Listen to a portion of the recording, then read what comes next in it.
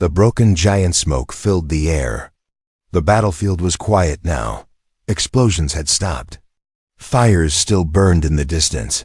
Bodies, both human and alien, lay on the ground. It was the end of a long and bloody war.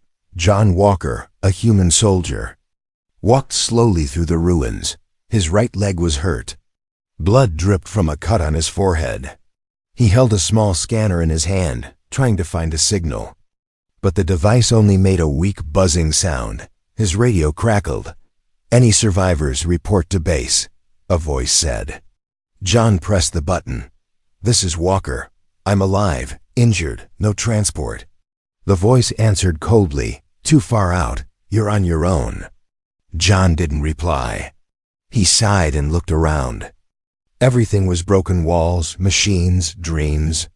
The war was over, but it didn't feel like victory. As he limped forward, he saw something strange ahead. A large shadow lay across the broken ground. It wasn't just any alien, it was a Karnak, one of the strongest warriors in the alien army. They were tall, armored, and deadly. This one was at least 10 feet tall. The alien wasn't dead. John stopped. His breath caught in his throat. The Karnak's chest moved slowly. Its eyes were half open. Parts of its armor were torn. Sparks flew from a damaged device on its side. Its forearms were limp, its legs twisted. It was clear.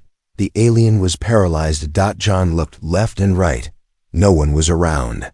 He raised his rifle slowly, aiming at the alien's head. But the alien didn't move. It didn't growl. It didn't try to attack. Instead, a broken voice came from the alien's mouth. "Please, don't leave." John froze. He had never heard an alien speak English before. Maybe it was the suit. Maybe it had learned during the war. He didn't know. But those words, so weak, so human, stopped him. "You're alive?" John asked. The alien blinked slowly. "Barely. I can't feel my body. They left me." John lowered his gun slightly. "Why should I help you?" he asked. "You killed my people, my friends." The alien didn't answer right away. Then it whispered, "Not by choice." John looked at him for a long moment. His mind told him to leave. This was the enemy. A killer, a monster. But something deep inside said otherwise. The alien was broken, left behind. Just like John, he looked. Up at the sky. Dropships flew above, taking survivors away. None stopped for him. No one cared. "I should leave you here," John said. The alien's eyes closed. "Then do it." John turned to walk away, but he only took 3 steps before stopping. His hands clenched into fists. He remembered the time his own squad left him behind once, months ago. He had survived alone for 3 days, crawling through mud and rain. No one came for him, and now he saw the same pain in this alien's eyes. He turned back. "What's your name?" John asked. The alien opened its eyes again. "Velorax." "All right, Velorax," John said, breathing hard. "I don't know why I'm doing this, but I'm not leaving you." He threw down his rifle and stepped closer. The alien's body was heavy, too heavy for one man to carry. But John was a soldier. He had pulled tanks, pushed walls, climbed mountains. This wasn't new. He grabbed part of the alien's shoulder armor and began to drag him across the broken ground. It was slow, painful. John's leg throbbed. His back screamed. The sun burned down on him. But he kept going. Every few minutes, he stopped to breathe. The alien spoke again. "You are strange for a human." "You're not the first to say that," John muttered. As they reached an old bunker, John pushed open the door. Inside, it was dark and cool. Dust filled the air. It was a forgotten place from an old war. He pulled Velorax inside and laid him down on some broken metal sheets. "There, safe for now," John said. Velorax's breathing was slow. "Why help me?" John looked at him. "Because I know how it feels to be left behind." Outside, a scout drone flew past the sky. It didn't see them. Inside, two enemies once sworn to kill each other, rested in silence. But both knew this was only the beginning. Something bigger was coming. Something. Deadly. And the only chance they had was each other. John didn't sleep that night. He sat in the dark bunker beside a 10-foot-tall alien warrior, listening to the strange sound of the alien's breathing. Every few seconds, the alien's chest armor hissed, like a broken machine trying to stay alive. The human soldier stared at his hands. They were dirty, shaking. What have I done? He whispered to himself. He had just helped the enemy, dragged him from the battlefield, hidden him from both sides. No medals for that. Just death if someone found out. Suddenly, Veil Rax, the paralyzed alien warrior, spoke in a soft voice.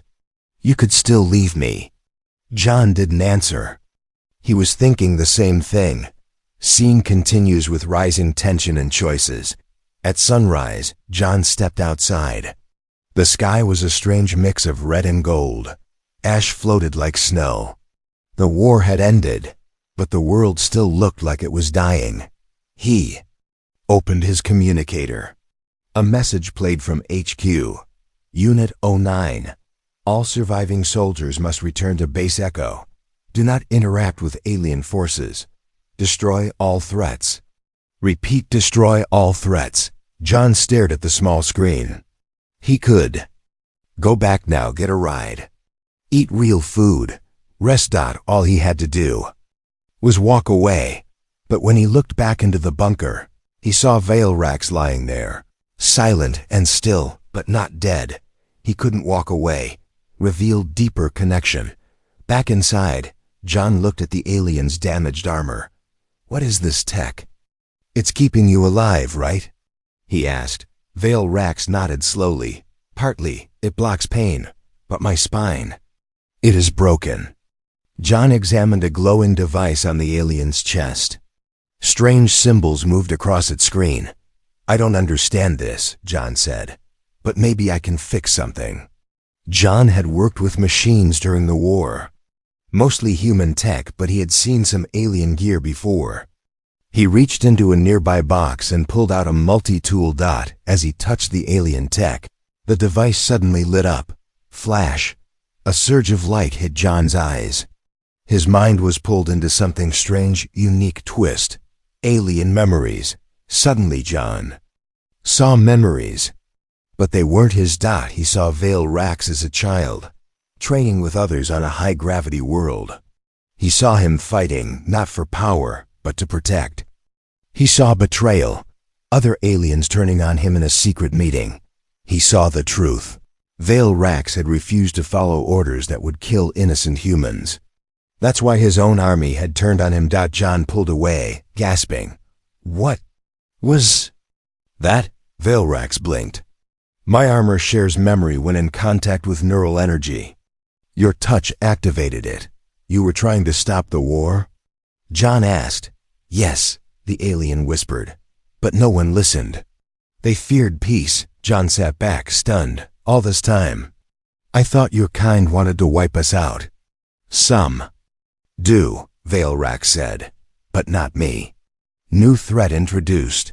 Before John could speak again, a strange sound echoed outside. A clicking noise. John moved quietly to the bunker door. He looked through a crack. A small scout drone hovered above the ground, scanning. It wasn't human tech, and it wasn't from Veil Rax's army either. John's heart dropped. That's not from Earth. Or your side, right? Veil Rax stared at the roof. His voice shook. No, that is from the Scorch. The Who. Third Force. Rogues. Killers. They don't care about war, they want power. Why are they here? They must have followed my signal. They know I'm alive, and they want me dead. John's hand reached for his rifle. Then we're in trouble. Suspenseful ending. John turned off all lights. He moved quickly, dragging Veil Rax deeper into the shadows of the bunker. Outside, the drone beeped. It flew back toward the hills, but John knew what that meant. They had been found. He sat beside Vale Rax again, breathing hard. "We need to move soon," John sighed. Vale Rax gave a weak laugh. "I cannot walk." John looked at him seriously. "Then I'll carry you." The alien looked at the human, small, tired, hurt, but determined. "Strange," Vale Rax said. "You were made for war. But you act like something more." John didn't smile. He just checked his weapon and nodded. "We leave at first light." The human dreams of fire.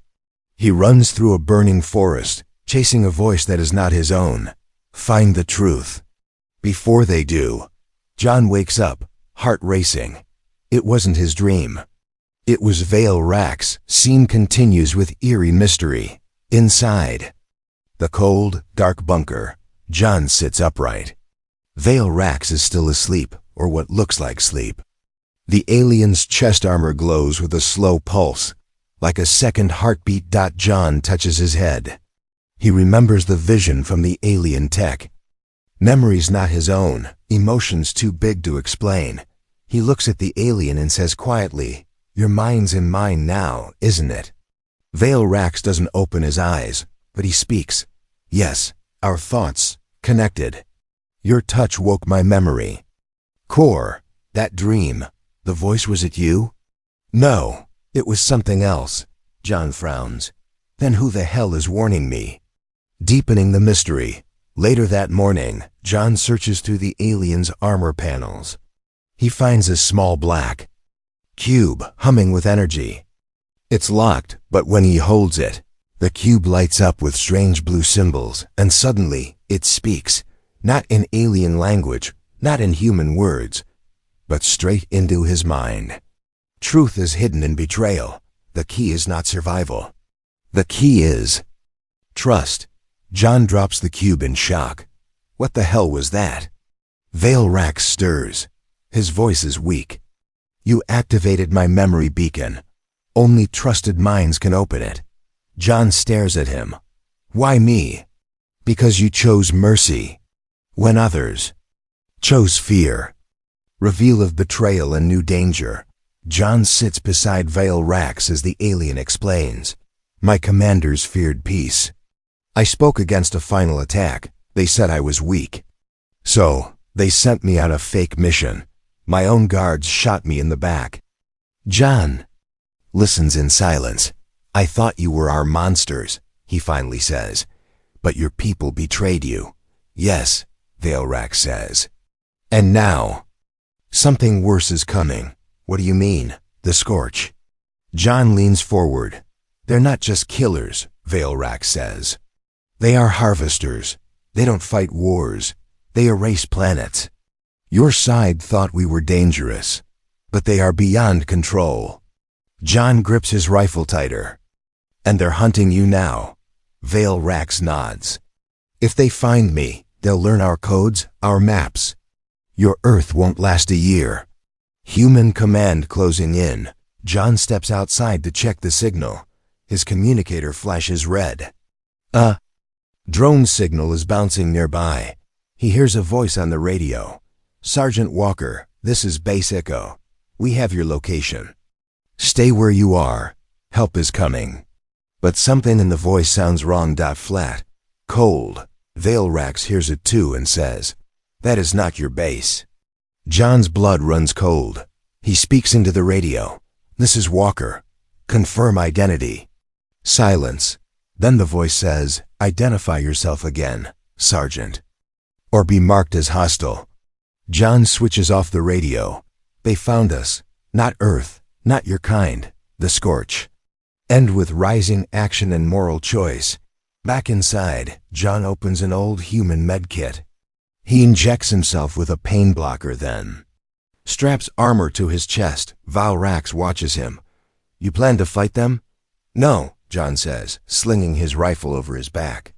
"I plan to run like hell. With me?" The alien asks. John looks him in the eye. "I didn't save you to give up now." He pulls a hidden lever in the bunker wall. A steel door opens, revealing a long underground tunnel. "Where does it lead?" Vale Rax asks. John smirks. "Someplace I shouldn't know about." Old escape route from the First War. Leads to an abandoned transport station. The alien stares at the tunnel, then back at John. You are not like the others. John lifts the alien with effort and says, neither are you. That's why we're both still alive. Final cliffhanger scene.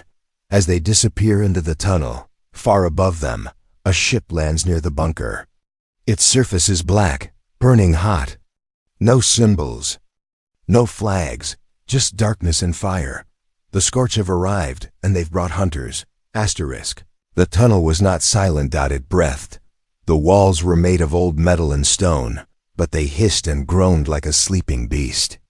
Every step echoed, every breath bounced off the dark, wet walls like whispers from the past. John Walker carried veil racks on his back, one step at a time. The alien's weight was crushing. His armor scratched John's shoulder. Blood from John's arm dripped quietly onto the floor. They had been walking for over an hour, but they were not alone anymore. Behind them, something was following. Scene continues with rising suspense and survival tension. John stopped. His ears picked up a strange clicking sound, not metal, not animal, but something in between. He knelt down and placed veil racks gently against the wall. I hear it too, the alien whispered. Scorch? John asked. Veil racks nodded. One of their scouts, fast, smarter than it looks. John pulled out his flashlight. The battery was low. The beam flickered. He turned it off. Darkness was safer now. He took out a motion sensor from his pouch. Beep, beep, beep. Something was closing in fast. We need to move, John whispered. I can't walk, Veil Rack said, pain in his voice. Then I drag. John replied. First. Close encounter with the enemy. Suddenly, a soft metallic hiss echoed down the tunnel. Then silence. Then clack, clack. A figure appeared far down the passage. Just a shadow at first, tall, thin, glowing with heat. Its eyes were not eyes. There were two burning red dots. A Scorch hunter. John lifted his rifle slowly. The air turned hot. His hand began to sweat. The creature spoke not with a mouth, but through a high-pitched tone that echoed directly in his skull. Leave the traitor. Walk away. You live. John gritted his teeth. He aimed and whispered, no deal. Then fired. Escape and fire. The bullet hit the wall beside the creature. It moved too fast. It leaped onto the tunnel ceiling like a spider and charged forward, its claws scratching steel, its face glowing brighter. John grabbed a flash grenade and threw it behind him. Boom! A burst of white light exploded. John used the moment to drag Veil Racks into a side tunnel. They slid down a broken ramp. Pipes burst above them. Sparks rained down. John landed hard. Veil Racks groaned in pain. Keep breathing. John shouted. Above them, the Scorch hunter screamed, not in pain. In anger. It wasn't done. Struggle and alien teamwork.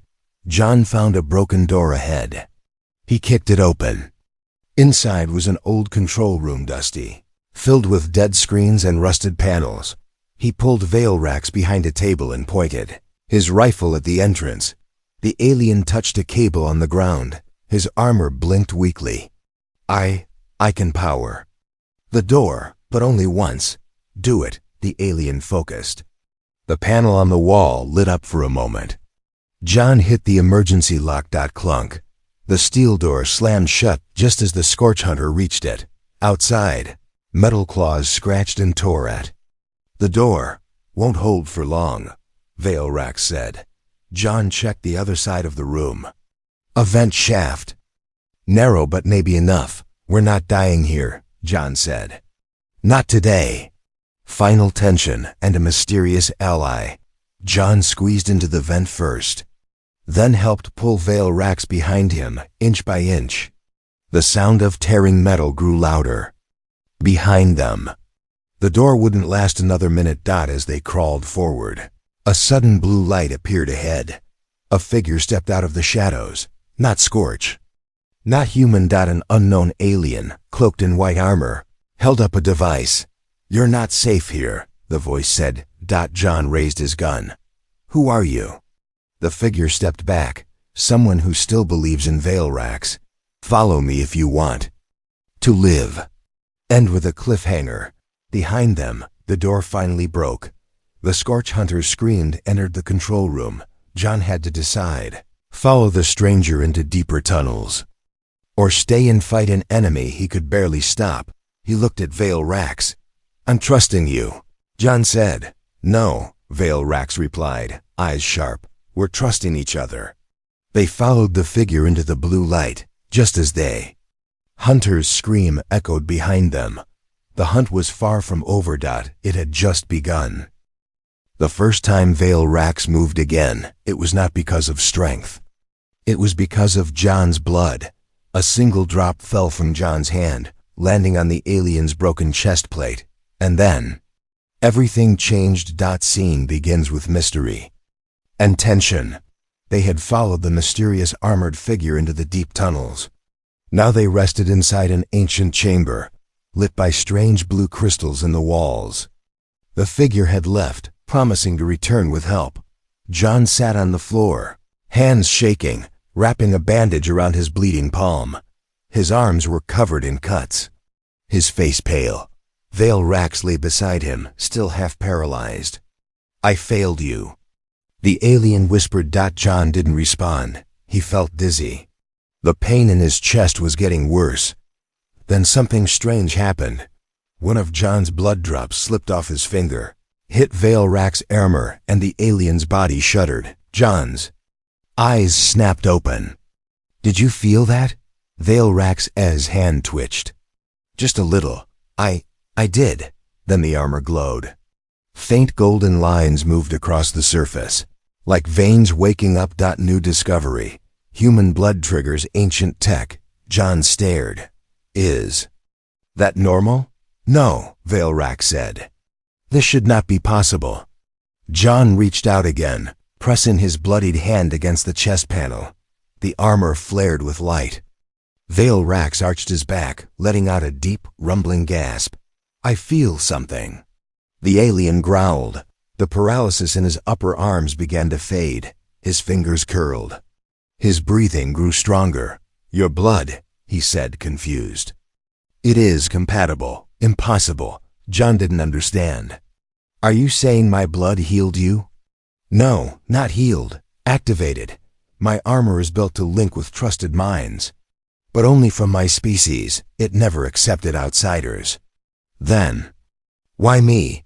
Because, Veil Rax said, voice low, it trusts your spirit. Flashback-style vision, emotional moment. John touched the glowing plate again, and suddenly his mind was flooded with images. Not memories, this time visions. He saw Veil Rax on the throne, not as a soldier, but as a leader. He saw him refusing the secret weapon, choosing mercy over power, being punished by his own council, shot in the back by those he once commanded. And then he saw Earth burning, scorched ships above cities, screaming children. Fire in the skies. John ripped his hand away, gasping. They're going to destroy everything.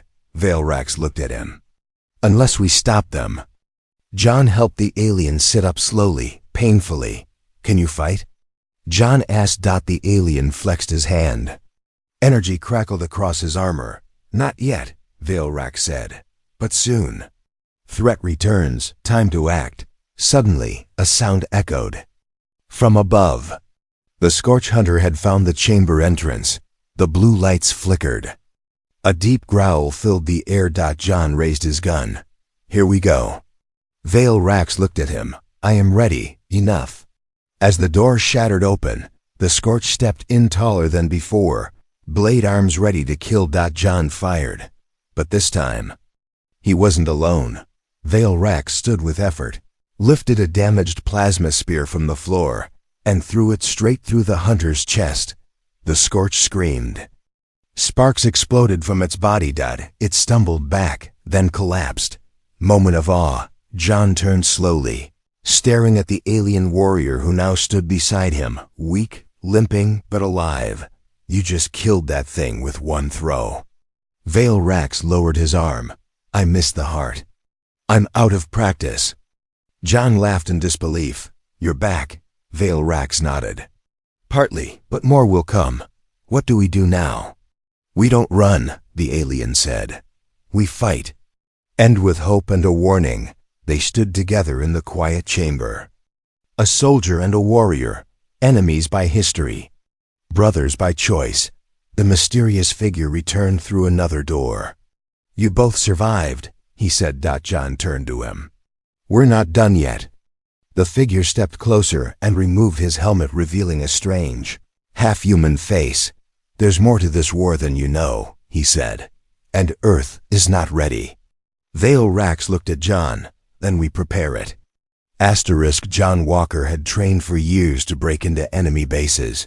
He never imagined one day the enemy base would be his own, and he'd be bringing an alien with him. Scene begins with rising tension and stealth. The night was dark over Outpost K7, a hidden Earth military base tucked deep in the wastelands. Searchlights scanned the broken ground. Drones flew silently through the air. Razor fences crackled with electricity. In the shadows just beyond the fence, John knelt behind a rock, breathing hard. Beside him, wrapped in a torn cloak, stood Vale Rax, now walking with effort, but stronger than before. His armor still sparked from damage, but his eyes burned with purpose. This is madness, John muttered. If they see you, they'll shoot first and ask questions never. Vale Rax placed a hand on his shoulder. Then they must not see. May. John glanced at the fence. He remembered the layout. This outpost had a back tunnel, not on any map, not in any report, but he had used it once years ago. During a mission no one talked about, infiltration and close calls. John cut the power to a sensor and slipped through the gap, guiding Vale Rax silently through the tall grass. They reached a steel vent behind the base. John pried it open with effort. Inside the tunnel, air was stale. Rats scurried away. Pipes hissed steam. As they moved forward, John spoke quietly. If we get caught, we're both dead. No talking, no glowing, just follow my lead. Vale Rax nodded. Understood. Suddenly, footsteps echoed from above of a pair of soldiers, laughing, talking about a card game. John froze. Vale Rax didn't breathe. The soldiers walked past without looking down. John exhaled slowly. That was too close. Old ghosts, emotional twist. They reached an underground hallway. John stopped at a door marked, restricted hangar access. He typed in an old code. It still worked. Vale Rax looked at him. You've done this before. John didn't answer right away. Then he said, I broke rules for someone once. A friend. He didn't survive. I promised I wouldn't break rules again. But now you are. John looked up. Because now I know the rules are broken. They stepped into the hangar, massive, empty, silent. Ships lined the walls like sleeping beasts. One of them still had fuel. It was time to run. Moral choice and betrayal tension. As John prepared the ship for launch, the alarm lights flashed red. Someone had spotted them. A voice shouted from the intercom, Walker! Stand down, you're aiding an enemy. Hands in the air. John turned toward the entrance. His former commander, Colonel Briggs, stood at the hangar door, rifle raised. Soldiers behind him. John, the colonel said, you don't have to do this. John lowered his weapon slightly. He's not the enemy, not anymore. He's a killer, Briggs barked. He's a threat to Earth. No, John replied. He's trying to save it. You just don't want to listen. The colonel stepped forward. You're choosing him over your own people? John looked at Vale Rax, then back at the commander. I'm choosing truth over orders. Then he grabbed a smoke grenade and threw it down. Escape and final confrontation. Smoke filled the room. Alarms screamed. John and Vale Rax ran up the ramp and into the ship. The engines came alive. Bullets pinned off the hull. A rocket launcher locked onto them. "Brace!" John shouted. Vale Rax moved to the weapon system. Though weak, he managed to power the shields. The ship launched, blasting through the hangar doors, rising into the sky like a firebird. John looked back one last time. Earth was shrinking below. The planet he loved. The command he disobeyed. The people he tried to save. End with mystery and hope. In space, silence returned. John and Vale Rax sat in the cockpit, staring at the stars ahead. John broke the silence. "Where do we go now?" Vale Rax looked ahead, eyes glowing, to the edge of known space, to warn the ones who will listen. "And after that?" Vale Rax turned to him. "Then we fight together." But deep in the dark, behind them, a signal blinked. They had been tracked. And the Scorch were already waiting at the next gate. Space was quiet, but not empty. At the edge of the galaxy, near the nebula gate, a swirling storm of light and energy, a single ship floated in the dark. Inside, two beings prepared for war. One was human. One was not. Both were ready to die for each other. Scene begins with heavy tension. John Walker sat in the pilot's seat, staring at the bright spinning lights of the nebula gate. It looked peaceful, beautiful, like a painting in motion. But behind it, death waited. Vale Rax stood. Beside him, armor repaired with scraps, his energy core glowing bright for the first time. His full strength had returned. They had made it, but so had the enemy. "Scorch ships approaching," Vale Rax said calmly. "How many?" John asked. 3 war cruisers, armed, angry," John sighed. "Of course they are." He turned to Vale Rax. "We can still run." The alien shook his head slowly. "Not if we want Earth to live." Final decision and personal stakes. John typed in a message on the ship's console. "To Earth Command," he said out loud. "This is Sergeant John Walker. If you're hearing this, I'm sorry. But I had to do what was right." He pressed send. Then he looked at Vale Rax. "This is it." Vale Rax nodded. It was always going to be like this. John smiled. A soldier and a warrior side by side. "Enemies no more." Vale Rax replied. "Epic space battle begins." The Scorch warships dropped out of hyperspace, black, sharp, and pulsing with red light. They opened fire without a word.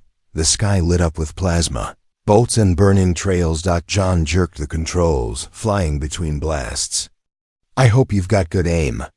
Vale Rax sat at the gunner's chair. "I never miss." He fired twin plasma beams, piercing the shield of the first Scorch ship. Boom. One engine exploded. The enemy ship drifted, smoking, but 2 more closed. In fast, John's ship shook violently. Warning lights blinked. "We won't last long," he shouted. Vale Rax didn't answer. Instead, he stood and walked to the power core. "What are you doing?" John asked, "Giving us a chance." Emotional sacrifice and twist. Vale Rax opened a panel in his chest. Inside, a glowing orb pulsed. "My energy core is rare," he said. "If I connect it directly to your ship, it will become a bomb." John's eyes widened. "Wait, no. You're not doing this. There's no other way. You're not dying for me." Vale Rax looked at him, his voice soft. "I'm not dying for you, John. I'm dying because of you. Because you showed me there's still something worth saving." John clenched his fists. "There has to be another way." "There isn't." Climax. A hero rises. Vale Rax smiled. "Let me finish the fight." He stepped into the engine room, locking the door behind him. "Goodbye, human." John slammed his fist on the door. "You better come back somehow, you damn metal tank." Vale Rax. Voice came through the speaker. "I'll return. In your stories." Moments later, the ship burst forward straight at the Scorch flagship. The alien core began to glow brighter and brighter. The enemy ships panicked, trying to escape, but it was too late. Boom! A light brighter than the stars exploded across the sky. The Scorch Fleet vanished in fire.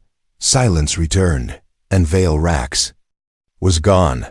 Aftermath, powerful ending. 1 week later, Earth. John stood before the council, face bruised, arm in a sling. They called him a traitor until the scans came in, until they saw the recordings, until they heard the voice of the alien who died to save them. Now, they called him hero, but John didn't care about medals.